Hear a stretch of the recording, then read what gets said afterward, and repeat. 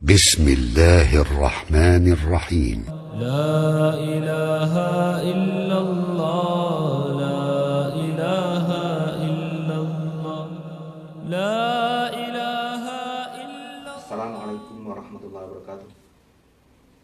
Alhamdulillahirabbil alamin wassalatu wassalamu ala sayyidil awwalin wal akhirin khatimil anbiya'i wal mursalin sayyidina Muhammadin wa ala alihi washabihi thayyibin at-tahirin.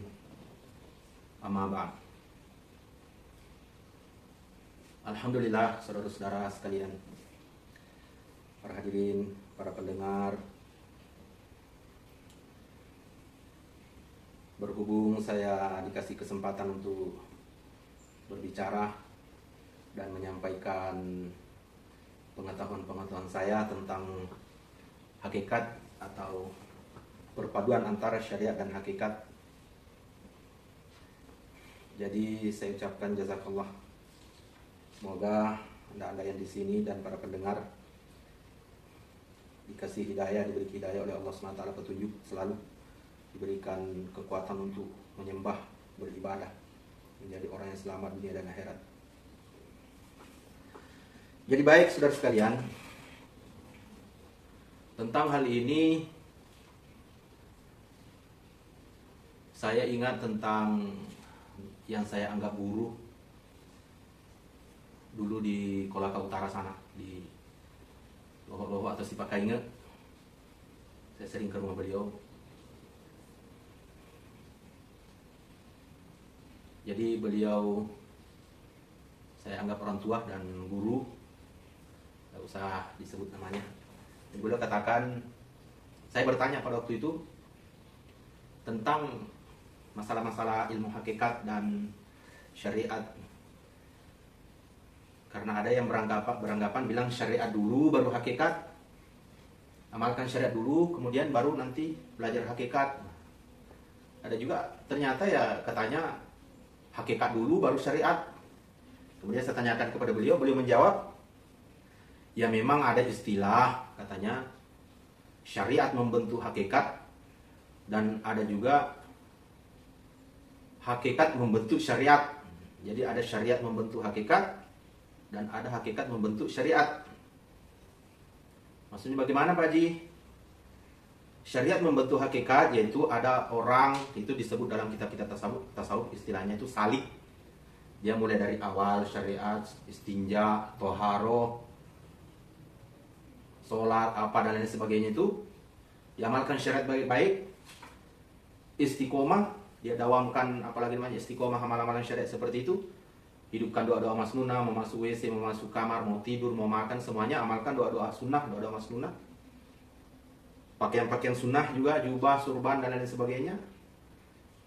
Sehingga sampai dia dicintai oleh Allah, sampai dibukakan hatinya untuk mencintai agama, mencintai syariat.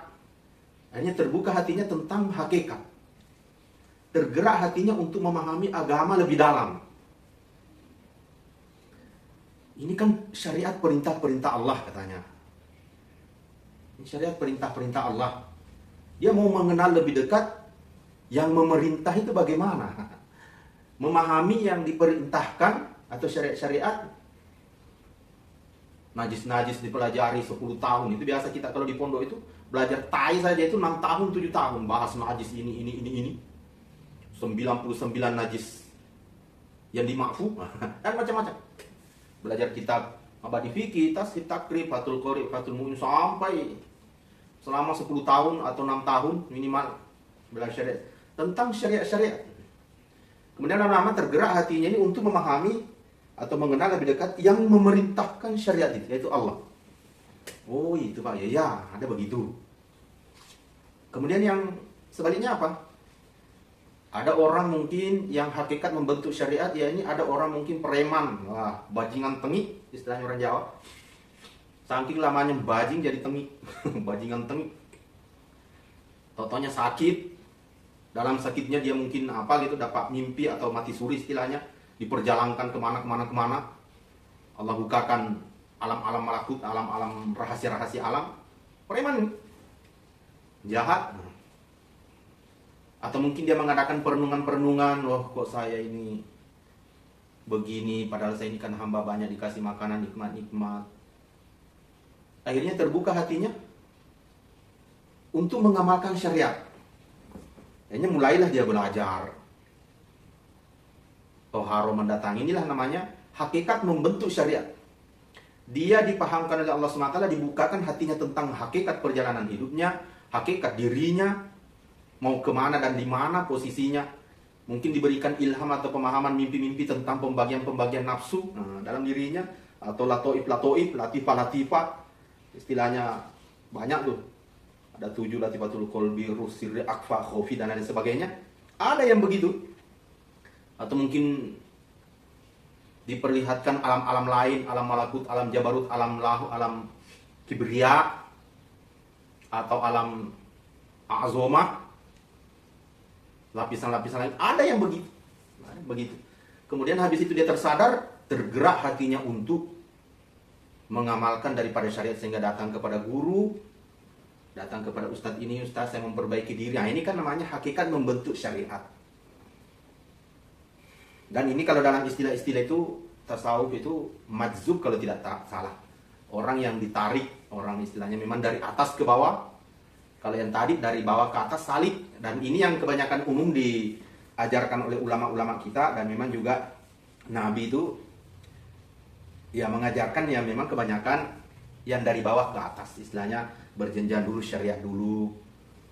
Kemudian ulama membagi, ada namanya thoriqah. Kemudian ditingkat lagi hakikat, kemudian terakhir ma'rifat. Jadi hadirin yang mulia, ya seperti itu perjalanan-perjalanan batin seseorang, atau pengamalan-pengamalan seorang hamba ingin mendekati Tuhannya, mendekati dengan Allah Subhanahu wa taala ya. Model seperti itu. Nah, saudara sekalian, yang kita bahas, yang akan kita kemudian melangkah ke selanjutnya, pembahasan selanjutnya tentang masalah hakikat ini, yakni macam-macam orang metodenya itu tentang tasawuf itu kan banyak. Jadi banyak juga sih yang salah paham tentang tasawuf itu. Ada katanya kalau ada orang jungkung ibadah, kumisnya panjang, jenggotnya panjang apa, pakaiannya compang-camping, tidak tidur malam, berjalan sana sini seperti pengemis, zikir Allah apa semua, itulah katanya tasawuf. Ada yang begitu. Ada juga yang memahami bahasanya tasawuf itu tentang rahasia-rahasia begini, macam-macam lah. Apalagi kalau di sini Sulawesi itu banyak macam, seperti apa, kenali laki-laki perempuan di dalam dirimu. Sehingga kalau mau baring, yang dikasih baring itu laki-laki, atau dikasih bangun perempuan, atau bagaimana. Mau keluar rumah, laki-laki dikasih keluar tentang main napas. Nah, kalau laki-laki apa namanya, napas yang lubang hidung sebelah kanan longgar, dan perempuan lubang sebelah hidung yang kiri yang longgar. Yang itu yang melangkah, nah itu laki-laki perempuan dalam. Ada yang memahami, itulah tasawuf. Jadi hadirin yang mulia, jadi memang makanya ada itu kitab-kitab pemurnian tasawuf itu kan banyak itu. Karena memang istilah-istilah ilmu tasawuf ini dalam literatur Islam ini, apa ya, dalam dunia Islam ini tuh banyak terkotori. Banyak terkotori sehingga orang-orang kalau mendengar tasawuf, begini, tarekat, nanti kok gila dan sebagainya. Banyak tercemar di tasawuf. Karena banyak, memang tidak bisa dipungkiri, sebenarnya banyak aliran-aliran kebatinan yang ini dari Hindu, entah dari mana itu. Pakaian laki-laki, istilah Bugis, pakai burane dalam bahasa Bugisnya itu dijadikan bahasanya itulah semua tasawuf. Padahal hadirin yang dimuliakan Allah SWT, menurut para ulama dan pakar tasawuf ini bukan begituan. Jadi kalau ya yang paling dasar itu, yang paling mudah kita paham, bahwasanya seluruh aktivitas agama yang sifatnya ini jurusannya untuk membersihkan hati dari hasad, hasud, riya, dengki, sum'ah, merasa sombong dan lain sebagainya, apa saja metode atau cara untuk hal menuju ke situ, itu termasuk tasawuf. Itulah tasawuf. Karena sendiri tasawuf kan ya sudah kita sering dengar pembahasannya, suci, apa itu bersihkan tasawuf. Nah, untuk membersihkan hati dan lain sebagainya nih, di sini macam-macam metode. Intinya kalau ada metodenya ini tidak sesuai dengan Al-Quran atau dia ini menabrak syariat yang halal, yang haram dijadikan halal, itu jelas merusak. Merusak istilahnya ya metodenya salah, tidak. Nah hadirin yang mulia, umpama pembahasan hakikat atau pembahasan tentang ilmu-ilmu ketuhanan. Hakikat begini, Allah SWT, untuk mengenali Allah SWT harus kita kenal 4 perkara, zat, sifat, asma, af'al. Bukan berarti tauhid ya dibagi 3, enggak ya. Ini bukan masalah itu. Ini masalah ma'rifat, pengenalan kepada Allah SWT, zat, sifat, asma, af'al. Umpama kalau kita ini kenal seseorang, presiden atau apa kan, ada yang dia buat. Siapa yang buat ini? Oh, ini karyanya Pak. Ya Pak, bupati atau Pak. Oh iya ya, saya mau kenal. Itu kan namanya af'al, perbuatannya, bekas perbuatannya. Kemudian siapa namanya ya? Oh ini Pak Abdullah umpama. Oh iya, berarti sudah kenal ma'rifatul asma. Ma'rifatul af'al, kenal dengan perbuatan, kemudian meningkat ma'rifatul asma, nama, kemudian untuk lebih kesananya lagi, untuk mengenal sifat-sifatnya. Nah itu sudah masuk pembahasan hakikat. Oh sifat-sifatnya katanya begini. Oh iya. Bagaimana zatnya ya? Tinggikah, besarkah, bagaimanakah, ganteng? Nah ini sudah namanya zat. Dan 4 perkara ini kan bukan berarti terpisah, bersatu. Nah, kalau kapan-kapan kalau kita bilang terpisah-pisah, nah, salah paham kita tentang Allah. Oh, berarti Allah itu 4. Enggak gitu hadirin. Ini hanya bahasa yang mendekati. Nah, umpama bahasa-bahasa tauhid seperti fa'alul lima yurid, atau Allah kudroh irodah, menciptakan segala-galanya, berkehendak segala-galanya, itu terus dibahas sehingga perasaan kita ini tidak ada. Bukan kita yang kita ini bersandar kepada la haula wala quwata illa billah, kita berbuat baik umpama, alhamdulillah saya dikasih karunia oleh Allah berbuat baik. Pokoknya ada masalah datang, tidak ada uang, tidak ada makanan, ada yang sakiti kita apa, kita sering membahas tentang hakikat, mengembalikan tentang kepada Allah Subhanahu wa taala, sehingga hati kita mentok, hati bersih, tawadhu. Nah, ini juga tasawuf. Ini juga pembahasan hakikat, bersihkan hati. Kemudian ada juga mungkin dengan amalan-amalan, ya kan? Amalan zikir ini, ya Allah la ilaha illallah, banyak baca la haula wala quwata illa billah. Dia jadwal 10 hari sekian kita zikirkan Allah sampai sekian kali, terbiasa. Apalagi namanya Latifatul Qalbiyah kalau dalam tarekat, itu seru kita bahas kalau orang-orang suluk. Pokoknya yang banyak diucapkan lapas-lapas zikir lah, sesuai dengan bimbingan guru dan sesuai dengan jalan-jalan syariat, tidak menentang Al-Quran atau hadis, atau istilahnya tarekat. Orang bertarekat sampai kepada titik kebersihan hati, sampai kepada titik merasa saya ini tidak punya apa-apa, hanya Allah SWT. Allah semua yang berikan kekuatan, memberikan manfaat dan mudorot, apa semuanya Allah, tidak ada yang lain. Sampai kepada titik ini hanya melalui tarekat, itu juga akhirnya itulah juga namanya tasawuf. Makanya kadang-kadang itu kita dapat orang pembahasan tentang hakikat, tapi dia tidak paham tentang tarekat. Tarekat Naqsyabandi, Qadiriyah, Syadziliyah, Syatoriyah, Zamaniyah, dan lain sebagainya, tidak bahas dia. Dia cuma bilang, kalau kita tidak bahas begitu kan dihitung lafaz zikir-zikir, dihitung. Allah kok mau dibatasi hitung-hitungannya. Ada juga yang begitu hadirin yang mulia. Nah ini namanya orang yang berhakikat tapi belum memahami daripada tarekat. Kemudian ada juga yang hanya di sisi tarekat saja. Pokoknya yang penting amalkan ini, masalah pembahasannya apa semua. Yang penting ini, itu berarti orang yang hanya memahami secara apalagi namanya, yang dipahami hanya tarekat saja. Dan memang kalau kita bahas dari awal kan, memang ada orang dikasih pemahaman tentang ilmu syariat saja, dan dia terhijab dengan syariat itu, merasa cukup dengan ini sudah. Yang penting halal haram apa semuanya surga. Dia tidak melangkah ke sana masalah tarekat, ya bagus juga takwa. Insya Allah kalau takwa ya masuk surga juga. Tapi kalau dia terhijab dengan itu dan dia merasa dialah yang paling benar, yang lain ini salah, yang tarekat zikir-zikir membahas hakikat sampai pagi apa semuanya salah, keliru, bid'ah, ini namanya orang yang terhijab dengan ilmu syariat. Kemudian demikian juga ada orang yang bertarekat, saya sering dapat itu seperti Hanya ini saja. Pokoknya tarekat saja, dia tidak mau belajar tentang syariat. Bahkan dia jelek-jelekkan orang syariat. Apa? Itu kan cuma teori. Ini. Hadirin yang mulia, ini juga orang yang terhijab dengan ilmu tarekat. Ada juga orang yang bahas hakikat saja, umpama sampai dia mengesampingkan atau mengecil-kecil atau merendahkan orang yang syariat, dengar ceramah, ini kan cuma syariat saja, kulit. Hakikat yang dibahas, itu namanya orang yang silau dengan cahaya hakikat sehingga dia tidak melihat apa-apa. Nah, ini juga keliru.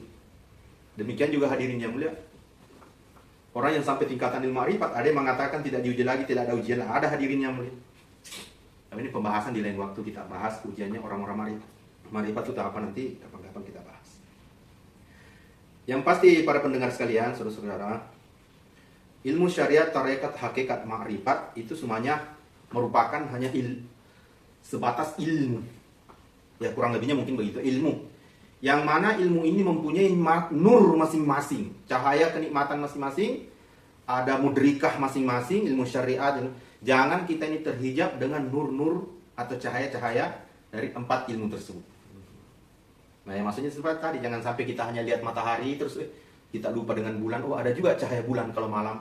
Lihat bulan terus malam hari, oh inilah cahaya yang bagus. Ternyata ada juga cahaya matahari. Nah, yang semuanya saling berfungsi di dalam kehidupan. Ilmu syariat berfungsi dalam kehidupan tentang halal haram berhubungan dengan tubuh kita, perbuatan-perbuatan atau tembusnya nanti ke af'al Allah, perbuatan-perbuatan Allah, ciptaan-ciptaan Allah, hubungan kita dengan itu semuanya halal haram barangnya orang itu semuanya ilmu syariat fungsinya di situ.